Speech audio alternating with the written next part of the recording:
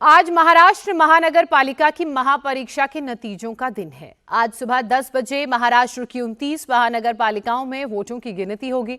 मुंबई में बीएमसी के वोटों की गिनती के लिए 23 काउंटिंग सेंटर्स बनाए गए हैं। हर सेंटर में एक बार में 2 वार्ड्स की ही गिनती की जाएगी। इस तरह एक बार में 46 वार्ड्स की गिनती होगी, वोटों को गिना जाएगा। इसके बाद अगले राउंड में 46 वोटों को गिना जाएगा। महाराष्ट्र नगर पालिका चुनाव को 2029 के विधानसभा चुनावों का सेमीफाइनल भी माना जा रहा है। नगर निकाय चुनाव सियासी पार्टियों के लिए इसलिए भी अहम है क्योंकि 20 साल बाद जहां ठाकरे ब्रदर्स साथ आए हैं, तो वहीं राज्य में सरकार के साथ ही पालिका चुनाव में आमने सामने हैं। गुरुवार को महानगर पालिका चुनाव के लिए 53 से 55% वोटिंग हुई, जिसमें मायानगरी मुंबई का तापमान थोड़ा सा बढ़ा। गुरुवार को वोटिंग खत्म होते ही सियासी विवाद में एक बार फिर से गहमा गहमी और गर्मा गर्मी देखने को मिली। हालात ऐसे बन गए कि मुख्यमंत्री से लेकर चुनाव आयोग तक सबको मैदान में उतरना पड़ा। विवाद की शुरुआत ठाकरे ब्रदर्स के आरोपों से हुई। वो बीएमसी के दंगल में स्याही वाला एंगल निकाल लाए। मतदान के बाद जो इंक लगाई जाती है तुरंत वो निकाली जा सकती है। ये तो गंभीर है। इसका मतलब ये है कि चुनाव आयोग, और अगर मैं आरोप लगाऊं कि सत्ताधारी पक्ष है उनकी मिलीभगत है, क्या सैनिटाइजर, नेल पॉलिश रिमूवर, तो चुनाव आयोग ने क्या एजेंसी ली है सैनिटाइजर और नेल पॉलिश रिमूवर की? तो ये तो सीधा लोकशाही की हत्या हो रही है। और दूसरी बात, वो जो लेटर है पोस्टल वोट, उसकी पेटी भी आज खोलने जा रहे हैं।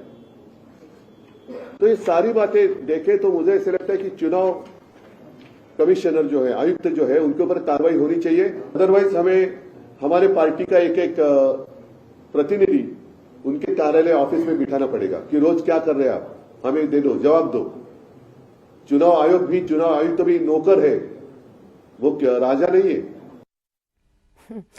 उद्धव ठाकरे ने स्याही को लेकर चुनाव आयोग पर आरोप लगाया, जिस पर बीजेपी और शिवसेना दोनों ने पलटवार किया। क्या कहा, सुनिए आप। देखिए, अभी मैंने ये मार्कर मेरे को लगाया हुआ है। अब इसको मिटा के दिखाइए। देखिए कहीं मिट रहा है, देखिए आपके सामने कर रहा हूँ, कहीं मिट रहा है।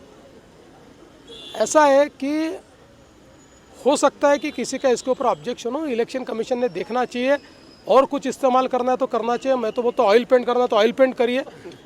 चुनाव निष्पक्ष होने चाहिए, लेकिन हर चीज़ पर इस प्रकार से इशू तैयार करके मानो हमारे जो लोकतांत्रिक संस्थाएं हैं उन संस्थाओं के ऊपर एक प्रकार से प्रश्न चिन्ह निर्माण करना, ये गलत बात है। वो तो पोलिंग एजेंट तो उनके भी है ना, सभी पार्टी के पोलिंग एजेंट हैं। डबल वोटिंग करना है तो उसको ऑब्जेक्शन देना चाहिए, और चुनाव आयोग ने उसका स्पष्टीकरण भी दिया है।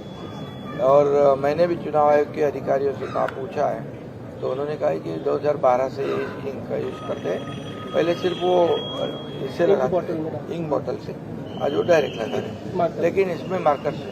लेकिन मेरा इतना ही है कि वो जो मतदान प्रक्रिया है पूरी तरह ट्रांसपेरेंट रहे, और कोई भी तरह का शव उस नागरिकों को कोई भी उस पर शक ना आए, ऐसी प्रक्रिया चुनाव आयोग ने करनी चाहिए।